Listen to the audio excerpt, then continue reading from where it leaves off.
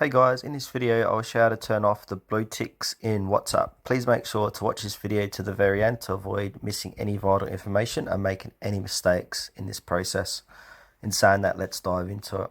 Alright, the first thing you need to do is head over to your Player App Store, search for WhatsApp, and make sure WhatsApp is updated to the latest version. Once that is done, click on Open.